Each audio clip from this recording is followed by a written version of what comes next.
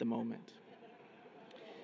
Here to help clear the smoke, so to speak, is Ashley Kilroy, the City of Denver's Executive Director of Marijuana Policy. Ashley will guide us through Denver's experiences with marijuana legislation and offer insights for Ontario's municipal sector as we wait on direction from the federal government. Appointed by Mayor Michael B. Hancock in 2014, Ashley guides the City of Denver's marijuana policy and coordinates marijuana-related activities of various city departments, agencies, boards and commissions, officers, and employees. She serves as the city's liaison to local, state, and federal partners on marijuana issues. Ashley and her team developed the City of Denver's approach to marijuana management. Her work has helped position Denver at the forefront of cannabis regulation, enforcement, and education worldwide. And the city continues to lead and innovate as the industry and its regulations evolve. Ashley has served the city in many capacities, including as Deputy Manager of Safety, where she provided managerial support, oversight, and discipline of the Denver Police, Sheriff, and Fire Departments. She has extensive experience as an attorney, mediator, and investigator, practicing law for more than 20 years and specializing primarily in municipal employment law. Ashley graduated from the University of Alabama before receiving her JD with honors from Tulane University Law School in New Orleans. Please join me in welcoming Ashley Kilroy to the stage.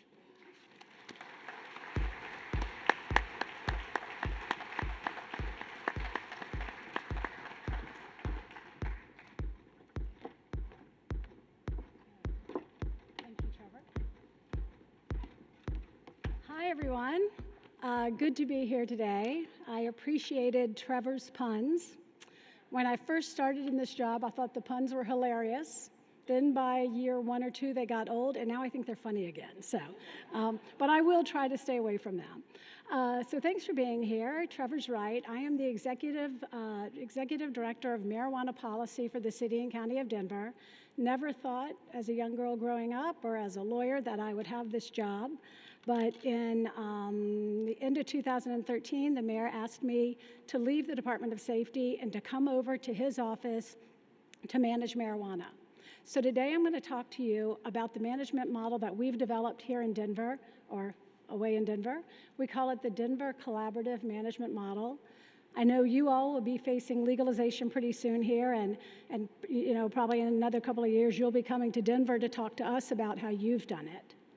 We think it's really important, particularly in this new evolving area of public policy, that we as cities and municipalities and jurisdictions get together to share ideas, share best practices, and really learn from each other so that we can get this right and we can build stronger communities.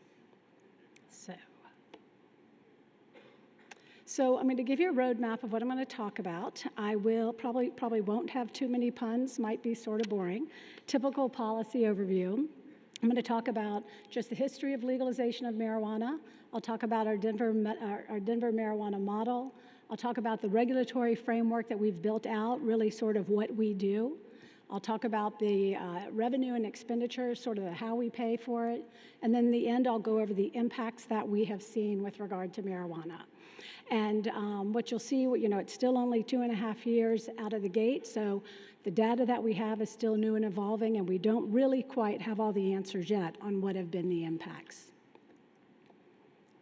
Let's see. So first, there's just a world map showing us what the legalization status is across the world, and it's changing and it is in flux. I'll just kind of run through the color coding for you. The gray in Africa means we just don't have information about the status of marijuana legalization. The reds and the oranges are countries where marijuana is still completely illegal. In the yellow countries, we're seeing countries that still prohibit possession of large amounts of marijuana, but have decriminalized the possession of small amounts of marijuana. Then as you get over into North America and Europe and some of the more westernized democracies, you see the blue colors. There's two different blues. Those are where countries have embraced or states have embraced medical marijuana or are effectively allowing medical marijuana, regardless of what the law is. And then the greens are where we have countries that have the blue is medical, and then the greens are recreational marijuana. So drilling down even further, legalization in the United States, the light green shows that medical marijuana and retail marijuana are still illegal in about half of our states.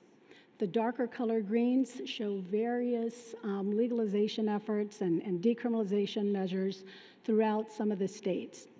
We have about 26 states plus DC that have some form of legalized medical marijuana. The last 4 states that you see that are in purple are the ones that have, we call it retail marijuana or recreational marijuana. It's basically full legalization, and you don't need a medical card to have marijuana in those states. That's Colorado in the middle, Oregon and Alaska, and Washington. So why is this happening, and what's going on? And we really are seeing a trend towards legalization. Well, that trend towards legalization is reflected in our public polls. As you can see in the chart on the left, there's a growing support in the United States for marijuana legalization. The top line there shows the percentage of people who think marijuana should still be illegal, and it's going down, while the percentage of people who think marijuana should be legalized in some form is going up. Over the last 5 years, those lines have crossed, and we are starting to see a majority of residents in the United States supporting legalized marijuana. Depending on the polls you see, different people will say those lines crossed at different times, but it's sort of been over the last 5 years, we're starting to see a greater level of support for legalization than opposition to legalization. And that growing support has really been driven by sort of the younger citizens, as you would expect. The other graph shows generational attitudes about marijuana, showing the black line are the millennials, and you see their support for marijuana has really driven this uptick in support. Underneath that are the Gen X and then the baby boomers. So it's sort of the younger the people are, they seem to be more supportive of legalizing marijuana. So drilling down even further to Colorado, I'm just going to tell you a little bit about our laws so you have some background when I'm sort of explaining about how we're managing it. In 2000, our voters voted in favor of a constitutional ballot initiative for medical marijuana. And that 2000 medical marijuana allowed for a commercialized sale of medical marijuana, plus gave individuals the right to grow their own marijuana or to have a caregiver who grew marijuana for them. Now, the caregiver was supposed to be nonprofit, so not a commercialized market, but we have the commercialized medical and the sort of personal medical groups growing. In 2012, our voters voted for Amendment 64, which approved retail marijuana. Basically the same setup. We have a commercialized market for retail marijuana, but then we also allowed, or the constitutional amendment allowed people to grow marijuana for their own personal use. And under Amendment 64 for retail marijuana, individuals can grow their own 6 plants for personal use. Once those amendments passed, our state and our city, we've developed a lot of rules and a lot of regulations to build the framework around this. And after kind of getting all that framework together, a lot of the rules together, we began retail marijuana sales in Denver on January 1st, 2014. So we've now had that in place for about 2.5 years. And even though we had a lot of those rules in place, as you'll hear, we're continuing to evolving, we're continuing to learn new things, and we're continuing to have to make adjustments. I wanted to highlight to you all the difference between the state responsibilities and the local responsibilities. Amendment 64 was a state constitutional amendment, and the state oversees and has authority over issues that are of statewide concern, like labeling, pesticides, licensing, operational requirements, consumer safety, the edibles, and advertising. Then under Amendment 64, it said local jurisdictions had the opportunity to opt out If you were a local jurisdiction and you did not want to have retail marijuana, you could opt out entirely. And in fact, 70% of our local jurisdictions did opt out. In Denver, we chose to opt in. The vote statewide in favor of legalized marijuana was at about 55% in favor, but in Denver, it was about 65%. So given that high voter support, we felt like we had a mandate to go ahead and implement recreational marijuana. Very importantly, when we implemented recreational marijuana, we also developed our own local licensing process and a lot of our own rules that really kind of further drill down on the protections for our neighborhoods and our kids and our quality of life by implementing rules that protect our dense urban environment. So some of those rules are, we put in area restrictions between stores. They couldn't be within 1,000 feet of each other, or 1,000 feet of schools, 1,000 feet of rehab facilities, that type of stuff. We require public hearings, so if a store is going to open, they need to have a public hearing, needs and desires type public hearing, so the communities can weigh in. So we implemented a lot of different rules like that. Some of them I will continue to touch on as we move through this. So as we were looking at retail sales starting on January 1st, the mayor decided we needed to figure out a good comprehensive way to manage this. You'll hear a little bit later, legalizing marijuana has involved a ton of our agencies. We work very closely with 13 or more agencies on a daily basis to handle this and to build the team around the licensing. So the mayor built a small office that's run out of the mayor's office, and it's just me as the executive director. I have a deputy, I have a data analyst, and a communications person, and then one attorney who's just assigned to marijuana, but she also has a team of maybe 7 or 8 other lawyers and paralegals. But it's sort of our small team that kind of organizes everything else. We work on the policy piece, we work on developing rules and laws and regulations, and we work hand in hand with the state, helping them with some of their rules and regulations and serving on work groups.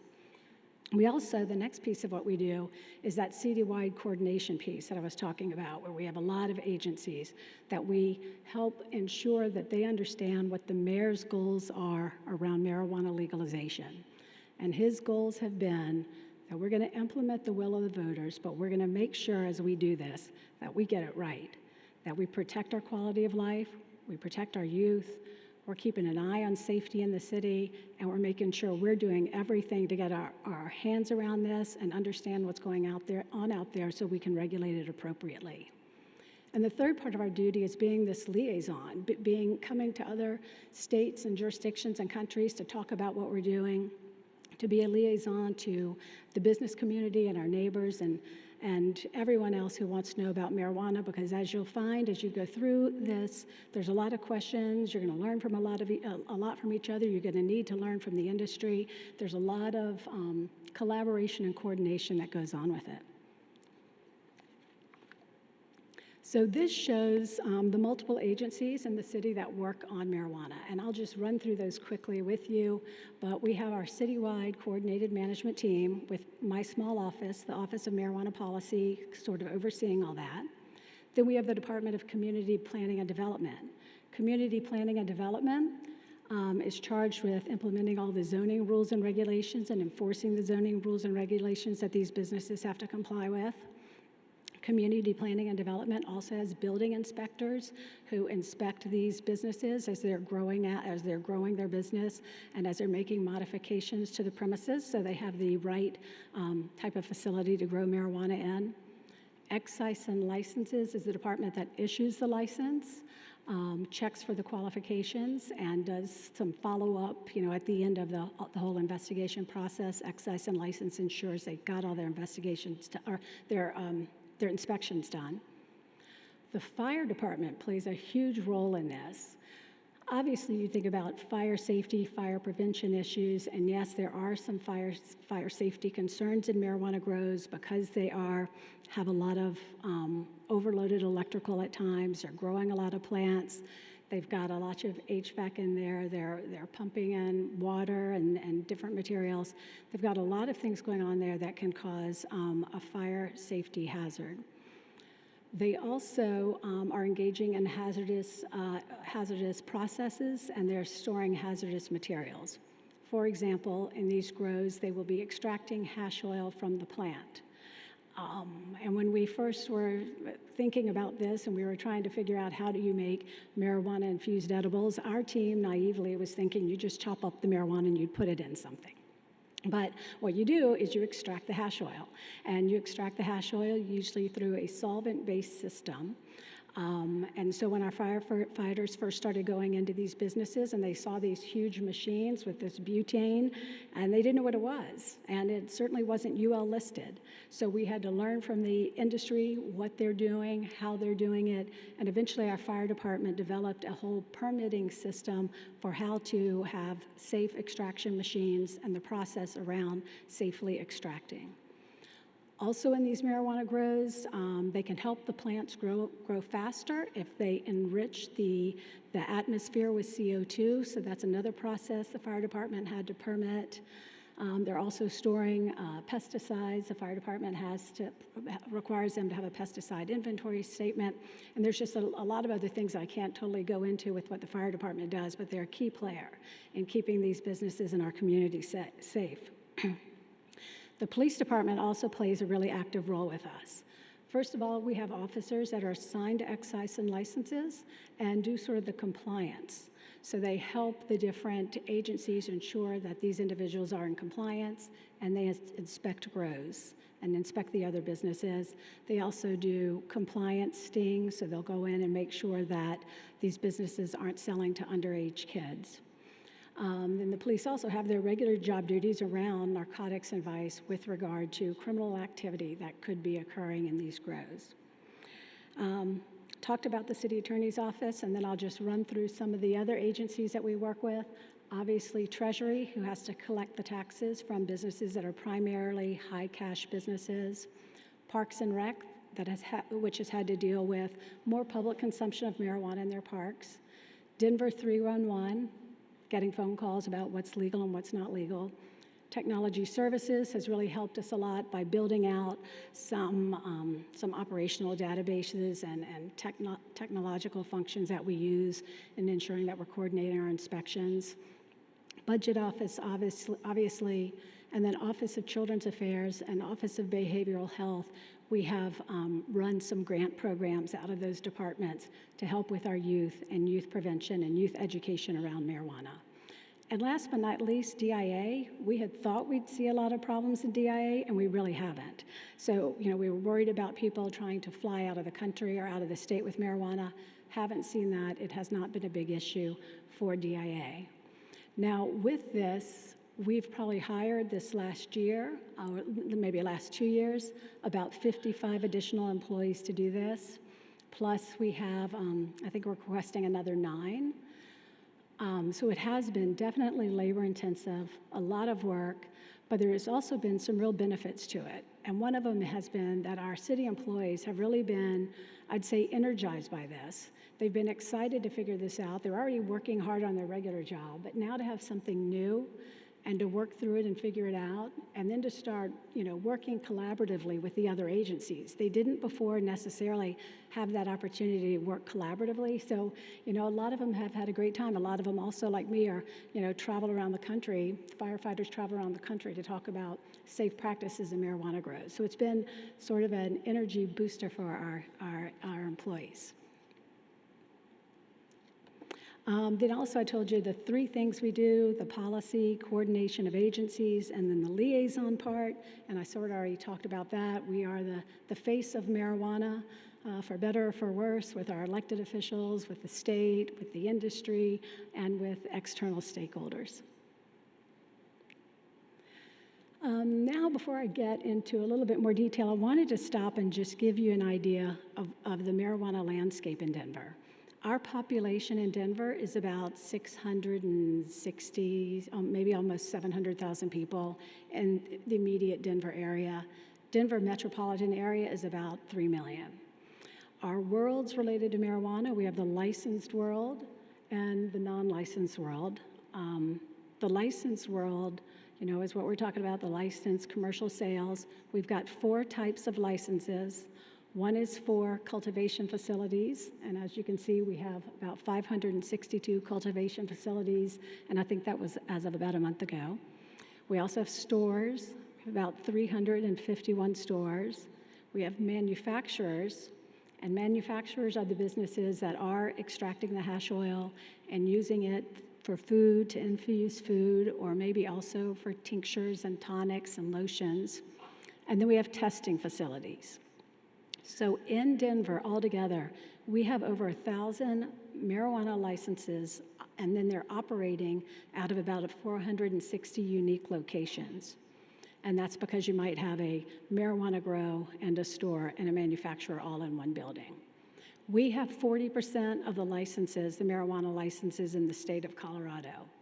When we first started, we did not put a cap on the businesses, and it was after this second year where my team and I went to City Council and we asked that we put a cap on the businesses for a period of time to give us some time just to get some more data in and make sure this is where we want to be. So we now have a cap in that licensed world. The non-licensed is that personal right to be able to grow, and those can be anything from medical collectives, retail collectives, caregivers, home grows, and illegal operations. One of the things we've done on that side is we have said we really, aren't too concerned about, if you have the ability to grow, your caregiver has an ability to grow 100 plants, or you've got 6 adults living in your house and you can each grow 6 plants, you could arguably have 36 plants at home. We passed a zoning ordinance that in homes, you cannot grow no more than 12 plants, no matter how many adults live there. And if you're a collective, no matter how many patients you have or how many people you have growing with you, you can't grow more than 36 plants on one zone lot. That's in the non-licensed world. In the licensed world, they can grow as many plants as they have a license for from the state. And this just quickly shows our licensing process. They have to first get their zoning permit, then a building permit if they're going to be doing modifications or improvements. Then they go to excise and licenses. They fill out their license application. If they're a store, they have a public hearing for neighbors to come talk about whether or not they want a marijuana business in their neighborhood. And then after that, kicks off that inspection process, which are all these agencies that go through and do those inspections that I just talked about. Fire, environmental health, community planning and development. Oh, and environmental health, I didn't really, I talked to you about the environmental health does the food safety and food handling piece, but environmental health also looks at the sustainability stuff. They do some green business advising with these businesses to try to teach them how to engage in more sustainable practices. And then after they do all those licensing, they get all those inspections, they get their license is issued. So on our website, we have a really detailed marijuana industry, have a really detailed website, but then we also have these marijuana industry bulletins. So as we're changing our rules and as we're changing our regulations and as we are, recalling, we've had to do some recalls on some products if they've been tainted with pesticides. We just have an ongoing email campaign, industry bulletin with the industry so they know what we're doing because we're moving fast. They're moving faster and we have to catch up. So we are trying to be in constant communication with them. So if you have time, that could be interesting for you to go on and see the type of work that we're doing on a day-to-day basis. So now I'm going to switch to revenue. Remember I said we're going to talk about what we do and then kind of how we pay for it. The revenue right now, let's see, in 2014, marijuana revenue that was brought into the city was $22 million. And then last year in 2015, it was $27 million. But to give you some perspective, it's still less than about 2.5% of the overall revenue to our city, okay? Less than 2.5% of the overall revenue to our city. There you go, put that slide. That's that slide that shows those numbers. The slide before was talking about how the revenue was set up. You can see at the bottom, our total sales tax on retail marijuana is at 21.15%. It's a very high tax.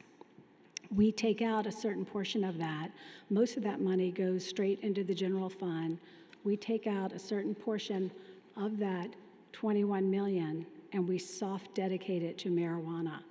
So the blue and the purple that are in brackets, it's a special sales tax on retail marijuana and a special state tax that we take out just to manage marijuana.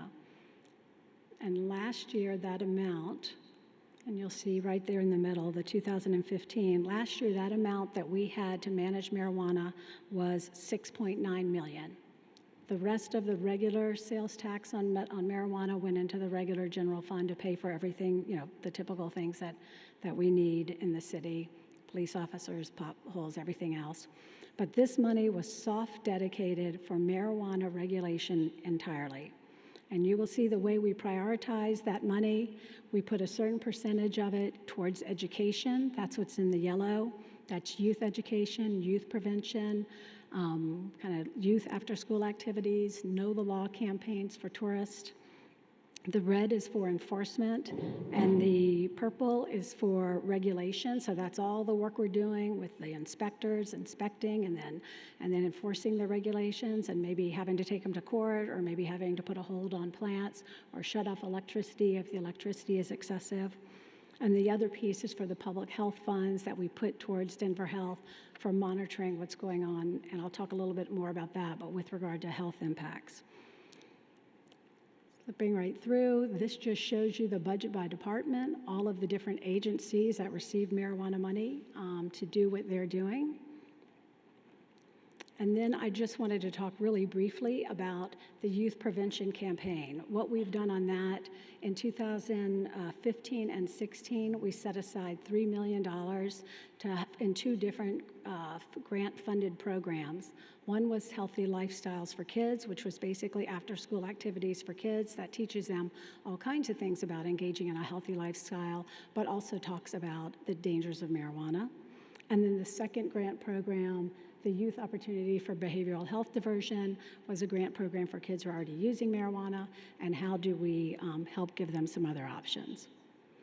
All right, so now I'm moving into assessing the impacts. What have been the impacts on our community? And I know that's something that all of you are asking and want to know, what data do we have out there to tell you? And I think, as you can see with the blindfolds, the answer is not as much as we would like. The data collection has been challenging for a number of reasons. First of all, and I think some of your jurisdictions were like this too, we either weren't tracing marijuana, or marijuana maybe wasn't tracked separately from other drugs, whether that was if officers pull over somebody for impairment, if they've got a DUI, they've got a DUI. If they appear to also be on drugs, sometimes the officer would still just ticket the DUI because it's more expensive to also figure out what the other drug was, and you get the same level of charge. So it was a waste of taxpayer money to a certain extent to charge them with both. But then we do have DUIDs, driving under the influence of drugs, and to tease out which one was marijuana impairment versus other drugs has been a problem. So we have not had great data going back. We're now in the process of trying to ensure that our data, trying to start with sort of baseline data and ensure we have good baseline data going forward. So assessing the impact, I'm going to talk about these topics pretty quickly just to give you an idea of what the early data says.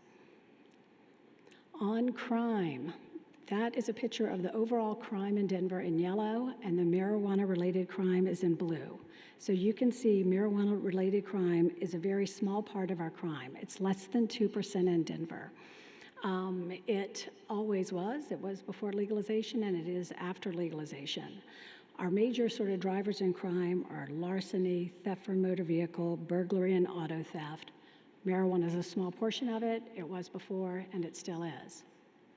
But one thing that we've seen that's changed, and you see the numbers go up and down, is the amount of marijuana that our officers have seized when they have made these arrests. So it's sort of the nature of those crimes have changed. When maybe we would pull over somebody and they'd have a pound or two of marijuana in their car, now we're going into illegal grows and finding 2,000 plants or 1,000 plants. So what's happening is these businesses can be illegal and hide in plain sight. 10 years ago in Denver, you couldn't have a warehouse growing marijuana without raising suspicion. Now these organizations can, and we are finding them. We do have a whole vice and narcotics team that is tracking down the illegal individuals who are in Denver growing a lot of marijuana. One of the reasons that they're incentivized to do this is it's still illegal in half our states. So they can grow in Colorado and ship it to New York for 3 times as much, is what the officers tell me. So we anticipate that as legalization spreads across the country, there won't be that incentive to have those big illegal grows shipping outside of Colorado. Our impaired driving citations. As I said, we had some issues with that data, and we still do, but if you look at the blue data shows just alcohol DUIs. The next line, the darker blue, is alcohol, or it's drug, and not teasing out marijuana. And the last one is teasing out marijuana, and that was hard to get to that. But that shows that marijuana-related driving under the influence have doubled since 2013. Still a really small number, but it is on the up on the increase. So assessing the economic impact. Let's see, this was kind of a weird slide. Oh, yep, see how that's kind of weird. But assessing the economic impact.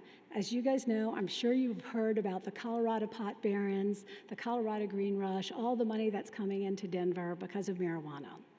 But the truth is, as I said before, that money that's coming in is probably less than 1% of our overall GDP in Colorado, and it is sort of employs less than 2% of our workforce. So I'll show you. Oh, that's what I was supposed to do. Okay, sorry about that. This shows marijuana sales, and it does show that we are selling a lot of marijuana in Denver. In Denver in 2014, we sold $300 million in sales, and in 2015, we sold $412 million in sales. The state is on track this year to probably have about $1 billion in sales of marijuana. But again, when you look at the state GDP, our state GDP is about $33 billion, and marijuana sales at about $1 billion is, less than 1/3% of our GDP. Further assessing the impact on the economy, looking at tourism. Those are the tourism numbers from 2013 to 2015. The purple are people who said marijuana had made no impact, was no influence on whether or not they visited the state. So about 2/3 of these individuals came to Denver or Colorado regardless that marijuana was legal. About 1/3 of those did factor into their decision to come to Colorado whether or not marijuana was legal. Half said it influenced them negatively, and about half said it influenced them positively. So we dove down a little bit further into that, and the individuals who said they came to Denver because of the marijuana laws, and you see that one on the darker red, the 20% in the summer of 2015, they were resurveyed, and of that 20%, only about 4% actually purchased marijuana while they were there. Average number of, these are the public health numbers. Again, marijuana-related public health admissions are low. They're very low. I think they're at again, less than 1%. When we look at our emergency rooms, most people are there for heart pains, chest pains, abdominal pains, shortness of breath, and falls. Marijuana is a lot less significant than that, and it's a lot smaller than alcohol. We have seen a rise in the emergency room visits, and that's the pink. We didn't start collecting that data until 2011, you can see, but we have definitely had a rise in hospital or emergency room visits based on or with reported marijuana use.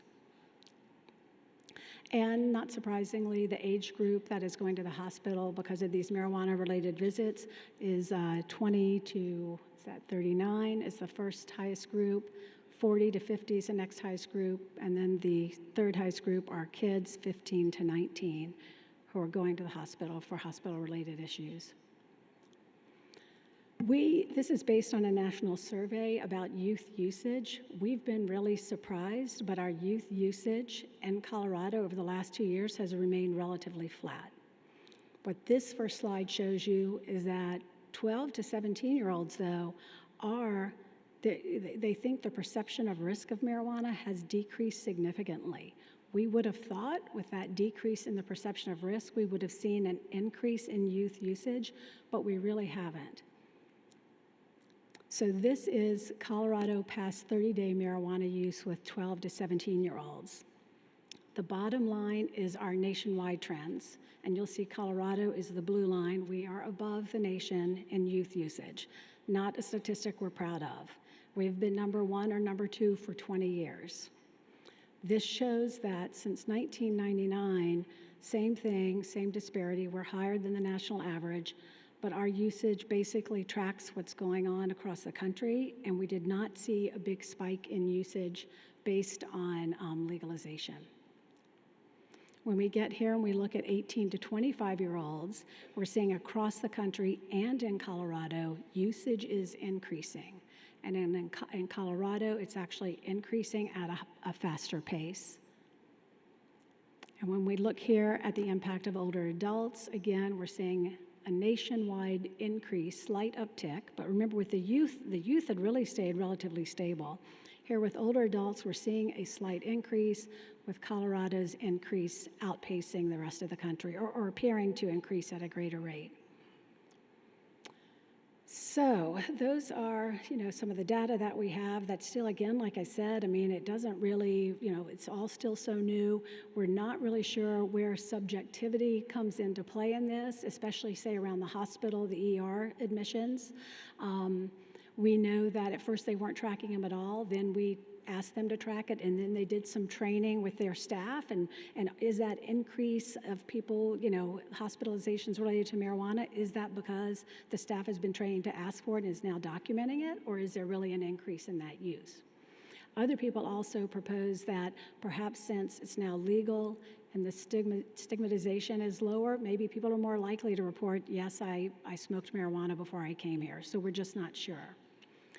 So now I'm going to just run through without some statistics right in front of me about some other impacts that we've seen. Definitely the sustainability piece. It takes a lot of electricity to grow marijuana indoors in Denver, which is how they have to grow it. We have very robust and competitive sustainability rules and our ambitious sustainability goals in Denver.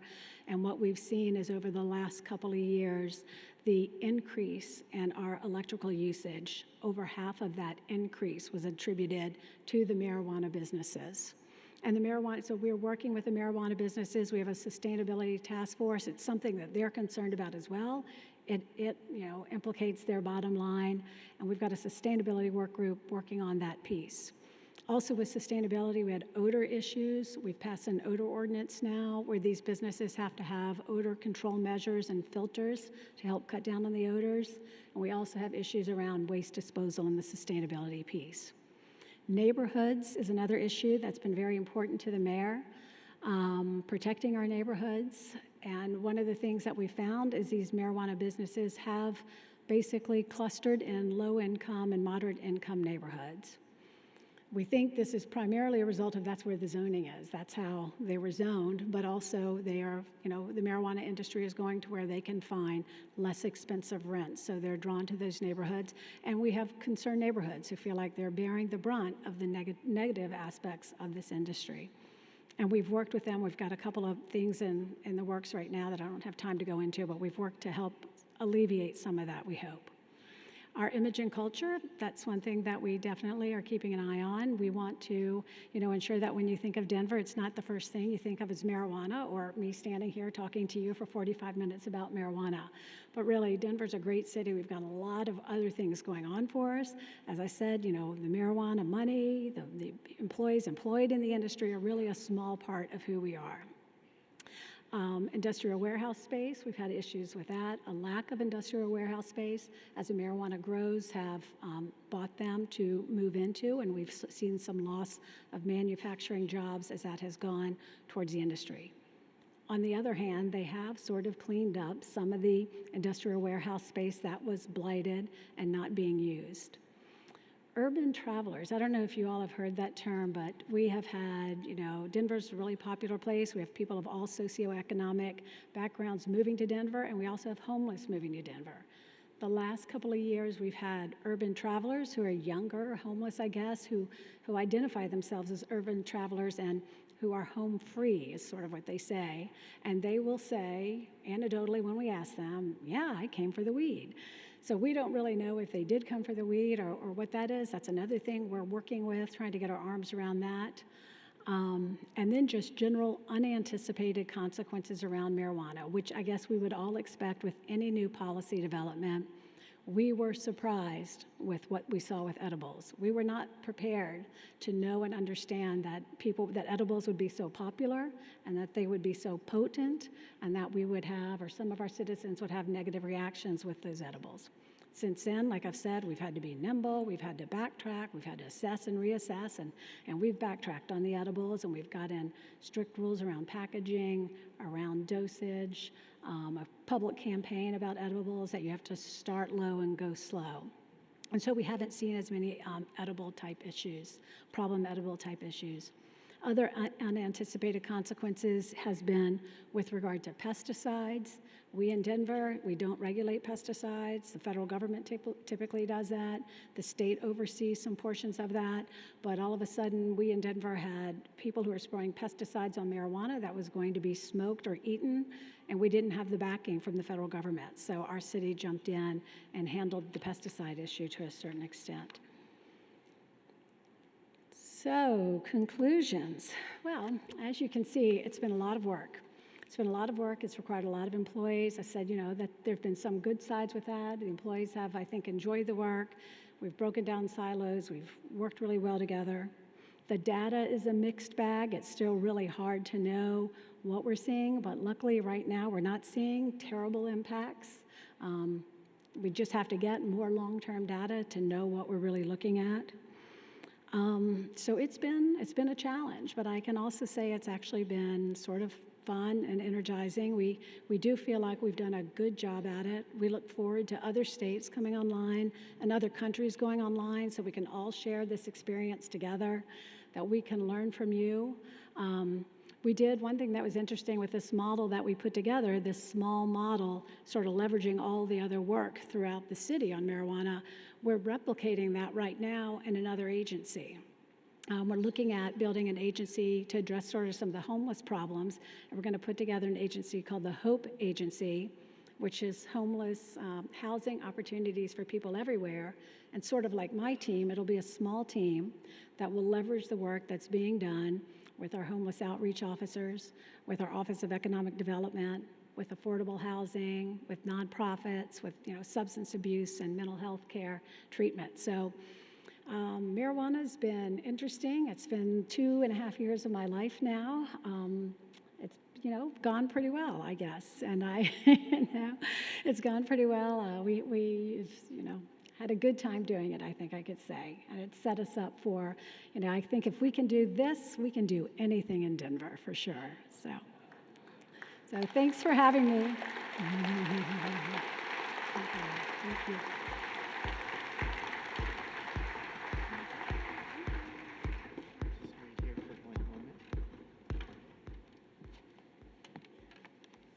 Thank you, Ashley. We can now put away the puns. You have provided us with a very reflective analysis of the practicalities of legalizing marijuana. It will certainly help us as we work through this country's policy efforts. On behalf of the delegates, please accept this token of our appreciation sincerely. Thank you very much. You may. Yes. And I had one more thing to say. Sorry, I forgot. We are hosting a marijuana management symposium. It is a regulator-to-regulator symposium. It'll be 2 days. We had one last year. We're doing it this year, end of October. And Craig and Chris have flyers. If anyone would like to attend, let us know. We'd love to have you. Okay? Thank you very much. All right. Wonderful. Thank you. Okay.